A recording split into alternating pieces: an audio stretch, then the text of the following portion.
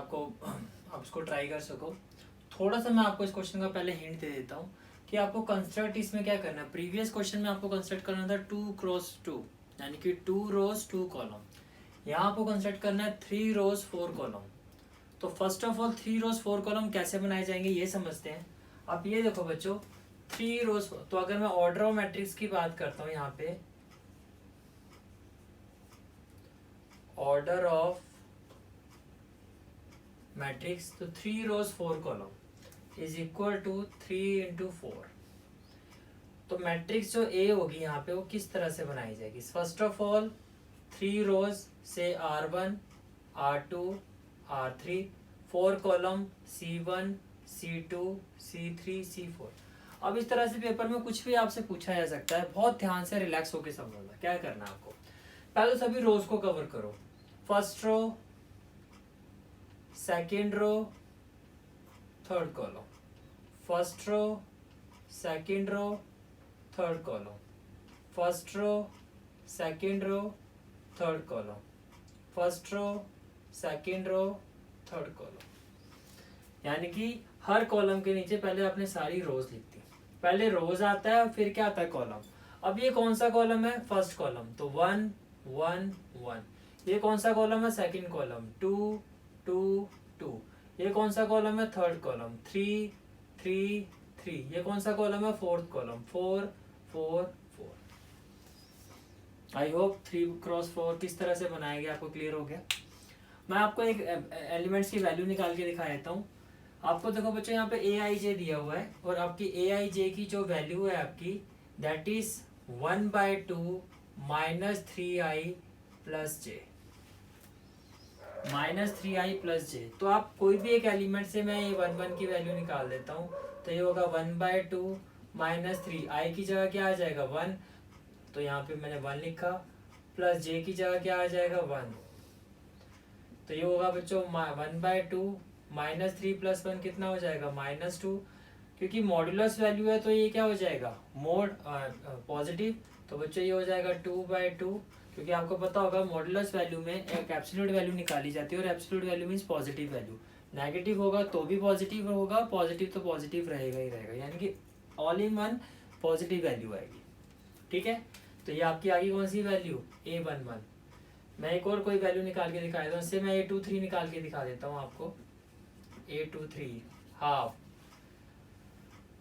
-3, जो 2 है आपका बच्चों 2, तो आई की जगह क्या आ जाएगा 2 और जे की जगह क्या आ जाएगा 3, तो -6 प्लस 3 कितना होगा आपका, -6 प्लस 3 -3 यानी कि 3, तो ये आ गया 3/2। इस तरह से आपने सभी एलिमेंट्स की वैल्यू निकालनी है। वैल्यू निकाल के आपने यहाँ पे पुट करनी है। और जब आप मुझे इस क्वेश्चन के या फिर जो इस क्लास के आप मुझे हैंड रिटन नोट्स आपने जब सेंड करोगे या टेक्स्ट करोगे मेरे व्हाट्सएप पे, तो आपने इसको सॉल्व करके देना है।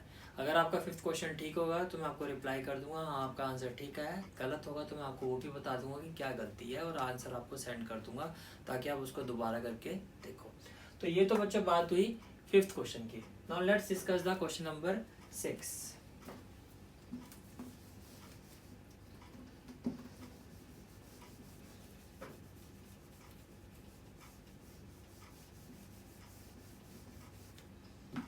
अच्छा ये आपका question number 6, find the value of x, y and z from the following equation. ये तीन इक्वेशन दी हुई है, मैं आपको पढ़ के बता देता हूँ। फर्स्ट इक्वेशन है 4 3xz और ये है yz 1 5, x plus y 2 5 plus z xy 6 2 5 8, x plus y plus z x plus z y plus z और 9 5 7। इन तीनों इक्वेशन में हमें x, y और z की वैल्यू निकालनी है। तो बच्चों स्टार्ट करते हैं। तो आपकी जो फर्स्ट इक्वेशन है वो क्या है,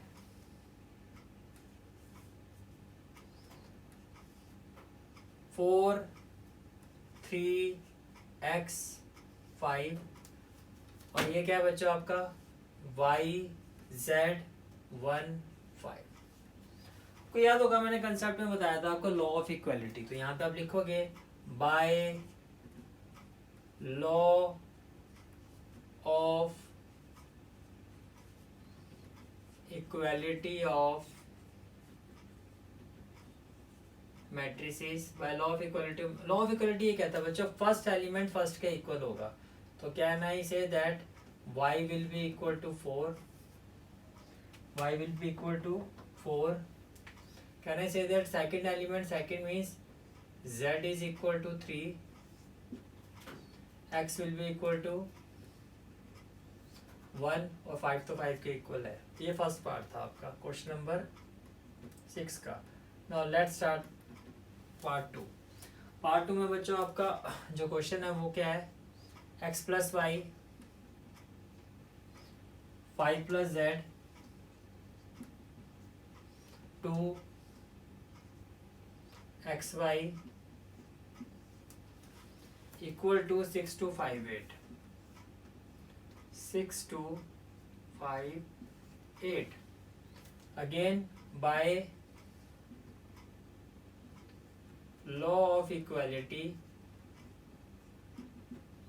x प्लस वाई किसके इक्वल होगा बच्चों, 6 के, से क्वेश्चन नंबर 1। 5 प्लस जेड किसके इक्वल होगा, 5 के, से क्वेश्चन नंबर 2। और एक्स वाई किसके इक्वल होगा, 8 के, से क्वेश्चन नंबर 3। जब मैं इसको आगे फर्दर सॉल्व करूंगा तो you can see that from equation 2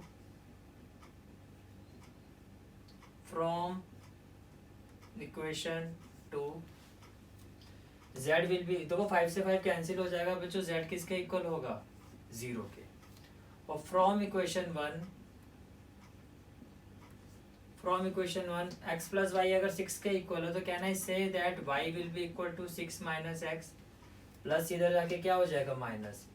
तो putting the value of y in equation 3, ये जो भी y की वैल्यू आ रही है आप इसको इक्वेशन 3 में पुट कर दो, तो ये हो जाएगा x इंटू वाई है, y की जगह क्या आ जाएगा बच्चों 6 माइनस एक्स और इक्वल टू क्या हो जाएगा 8। 6x minus x square is equal to 8, minus इधर है उधर जाके क्या हो जाएगा प्लस, और प्लस इधर जाके क्या हो जाएगा माइनस, प्लस 8 इक्वल टू 0। अब आपको पता है x की वैल्यू कैसे निकलेगी, मिडल टर्म स्प्लिटिंग से। तो बच्चों 8 1 जा 8 के ऐसे वेक्टर बनाओ कि माइनस 6 आ जाए, तो x square minus 2x minus 4x plus 8 equal to 0। यहाँ से आ जाएगा x minus 2 minus 4x minus 2 equal to 0। ये हो जाएगा x minus 2 x minus 4 equal to 0। तो बच्चों या तो x की वैल्यू मेरी क्या आएगी 2 या x की वैल्यू क्या आएगी 4। तो ये सारी की सारी आपकी वैल्यू, ये आपका आंसर हो गया यहाँ पे, या तो x होगा 2, ये तो x की वैल्यू होगी, और अब मुझे किसकी वैल्यू निकालनी है y की, ठीक है। तो ये स्पेस बचा हुआ मैं यहाँ कर रहा हूँ, बाकी का पार्ट थोड़ा ध्यान रखना आप। इसके बाद क्या किया हुआ है,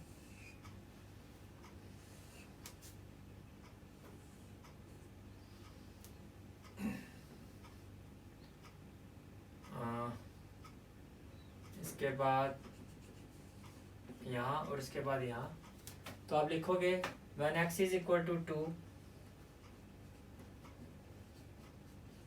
तो y कितना हो जाएगा 6 minus 2 is equal to 4, and when x is equal to 4 तो बच्चों y कितना हो जाएगा 6 minus 4 is equal to 2। तो सारी y की वैल्यू आ गई, x की आ गई और z की आ गई।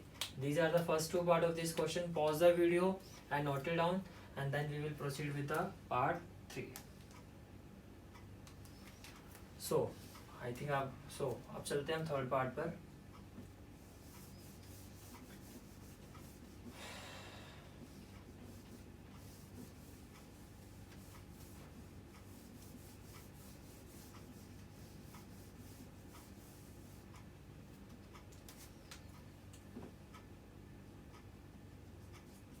थर्ड पार्ट है बच्चों आपका x plus y plus z, x plus y plus z, x plus z और वाई प्लस जेड, तो x plus z y plus z equal to 9 5 7। बच्चों अगर मैं बाय लॉ ऑफ इक्वालिटी अगर हम देखते हैं इसको, बाय लॉ ऑफ इक्वालिटी, तो x plus y plus z equal to 9 होगा इक्वेशन नंबर 1, और x plus z equal to 5 होगा equation number 2, and y plus z equal to 7 होगा इक्वेशन नंबर 3। बहुत सिंपल है बच्चों, आपने क्या करना है, यूजिंग इक्वेशन 2 इन इक्वेशन 1, इसकी वैल्यू आप इसमें पुट कर दो। तो अगर x प्लस जेड की वैल्यू 5 है तो कहना है that y plus 5 is equal to 9। मैं फिर से बताता हूँ, x प्लस जेड इसकी वैल्यू कितनी है 5, तो इन दोनों की जगह मैं लिख सकता हूँ 5, तो बचा क्या 5, तो यहाँ से बच्चों y की वैल्यू कितनी आ जाएगी 4, y की वैल्यू कितनी आ जाएगी 4। तो put y equal to 4 in equation 3, तो जैसे 4 पुट करोगे तो 4 प्लस जेड कितना हो जाएगा 7, और बच्चों z की वैल्यू कितनी आ जाएगी आपकी 3। फिर put z equal to 3 in equation 2, तो z की जगह क्या आ जाएगा 3, तो बच्चों x की वैल्यू कितनी आ जाएगी 5 माइनस 3 इज इक्वल टू कितनी आ जाएगी 2। तो therefore x is equal to क्या हो गया 2, y की जगह क्या हो गया 4, और z की वैल्यू कितनी आ गई 3। So this is the third part of question number 6. So I hope the concept is clear to you. So now pause the video and note it down. Then we will proceed with the next question.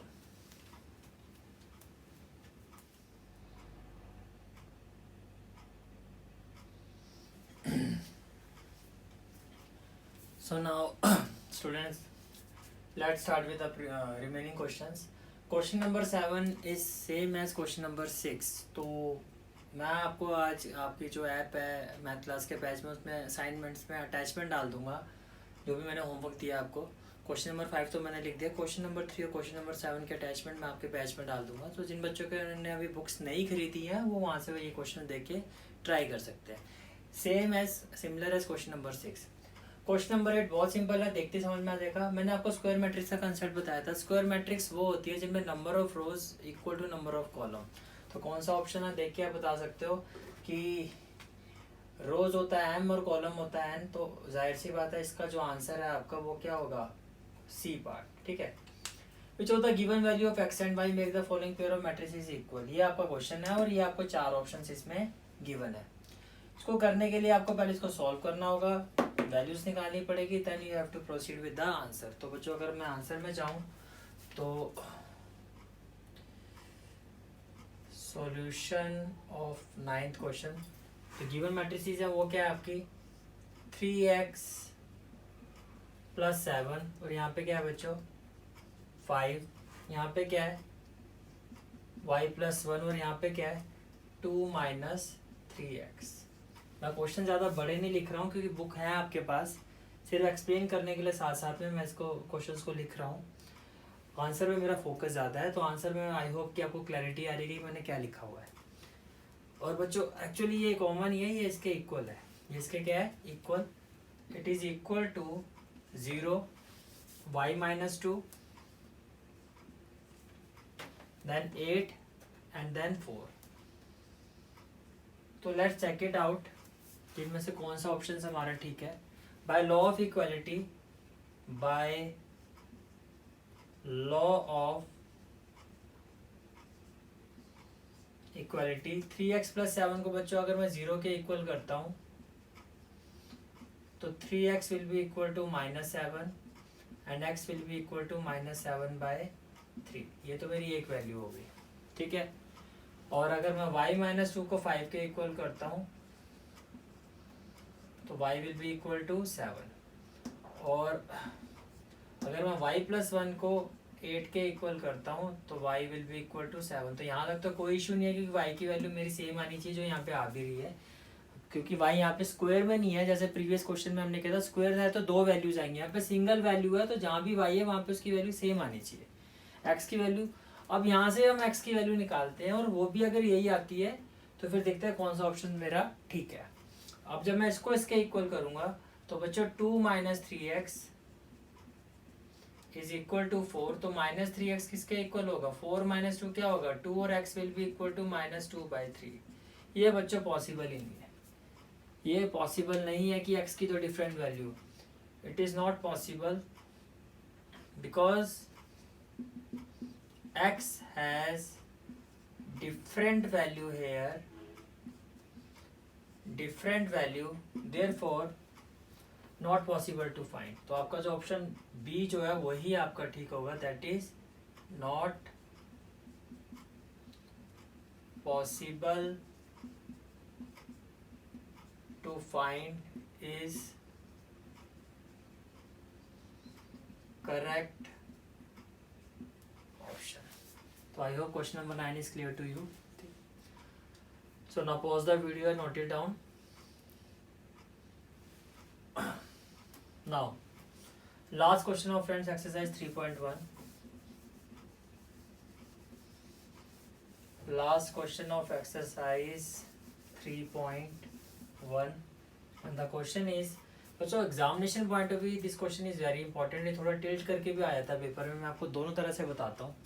Question आपका, the number of all possible matrices of order 3x3 with each entry 0 और 1। आप इसको ऐसे समझो, पहले तो आप order पर आओ, ऑर्डर 3x3 यानी कि 3 रोज 3 कॉलम, राइट। तो आप इसको ऐसे समझो 9 पॉसिबल एंट्री है, 1 2 3 4 5 6 7 8 9, और सभी एंट्रीज में 0 या 1 दो एलिमेंट्स आ सकते हैं। 2 2 2 2 सभी एंट्रीज में कितने एलिमेंट्स आ सकते हैं? या तो 0 या 1, यानी कि हर प्लेस में दो एलिमेंट्स पॉसिबल है। अब थोड़ा सा मैं आपको लेके जाता हूँ फंडामेंटल प्रिंसिपल ऑफ काउंटिंग में। वहाँ पे आपको याद होगा जो भी हमारे पॉसिबल वेज होते हैं, जैसे कि यहाँ पे से दोनों में से मैंने एक एलिमेंट लिख दिया, से 1, क्या लिखा? 1। अब यहाँ पर जो एलिमेंट्स हैं 0 या 1 दोनों में से कोई भी आ सकता है, 0 या 1 दोनों में से कोई भी आ सकता है। यहाँ भी 0, अगर मैं इसको फिक्स कर देता हूँ, यहाँ पे मैंने एक एलिमेंट किसकी एंट्री 0 या 1 में से मैंने यहाँ पे किसकी एंट्री डाल दी? 1 की। तो बाकी प्लेसेस में दोनों एलिमेंट्स पॉसिबल है और यहाँ भी दोनों एलिमेंट्स क्या हैं? Possible. Bye fundamental principle of counting जो केसेस होते हैं वो मल्टीप्लाई होते हैं, 2 × 1 2 2 × 1 2। और यहाँ पे कितने पॉसिबल केसेस हैं? 1 2 3 4 5 6 7 8 9, यानी कि जो 9 एंट्रीज है इन पॉसिबल वेज में फिल हो सकती है। और bye fundamental principle of counting जो टोटल नंबर ऑफ वेज होते हैं उनको हम क्या करते हैं? मल्टीप्लाई। तो बच्चों यहाँ पे क्या आ जाएगा? मल्टीप्लाई। तो जो आपसे पूछा हुआ number of all possible matrices, therefore number of all possible matrices will be equal to 2⁻⁹ which is equal to 512, which is equal to 512। अच्छा, अब देखो अगर ये क्वेश्चन में चेंज आ जाए पेपर में, इस तरह से भी आ सकता है। से यहाँ पर आ गया आपका, सॉरी पहले मैं इसको लिखा ही रहने देता हूँ, उसी में मैं लिख देता हूँ। मान लो इसकी जगह आ गया आपका 2×3, 2×3, और यहाँ पे आ गया 0 और 1 और 3, जो मैं रेड से लिख रहा हूँ वो मैं ऐड कर रहा हूँ क्वेश्चन में, राइट। तो अब आपका 2 rows 3 column for this question, 2 rows 3 column बच्चों, तो 2 रोज और 3 कॉलम, ये कुछ इस तरह से बनेगा। और सभी में कितने एलिमेंट्स पॉसिबल हैं? 3। तो यहाँ पे क्या हो गया? 6 एंट्री, 1 2 3 4 5 6, यही है ना आपका। तो यहाँ पे फिर से मेंशन कर देता हूँ, 1 2 3 4 5 6, ये आएगा बच्चों आपका, ठीक है।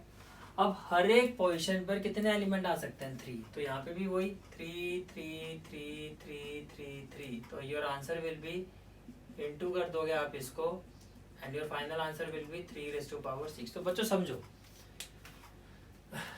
3×3 कितने एंट्रीज होगी? 9। हर एक पोजीशन में कितने एलिमेंट आ सकते हैं? 2, तो 2⁻9। 2×3 तो पॉसिबल एंट्रीज कितनी होगी? 6। हर एक क्वेश्चन में कितने एलिमेंट आ सकते हैं? 1 2 3, तो 3⁻6। आई होप आपको समझ में आ गया कि इस तरह का कोई भी क्वेश्चन आ जाए तो किस तरह से उसको आंसर करना है। So this is for today's class. Today we have completed exercise 3.1, 10 questions of this exercise. In the next class अगर आप अगर आपको याद हो तो इंट्रोडक्शन में मैंने आपको 3.1 3.2 दोनों का इंट्रोडक्शन करवा दिया है। तो नेक्स्ट क्लास में हम एक्सरसाइज 3.2 को कंप्लीट करेंगे। That's it for today's class. Pause the video, note it down. Thank you.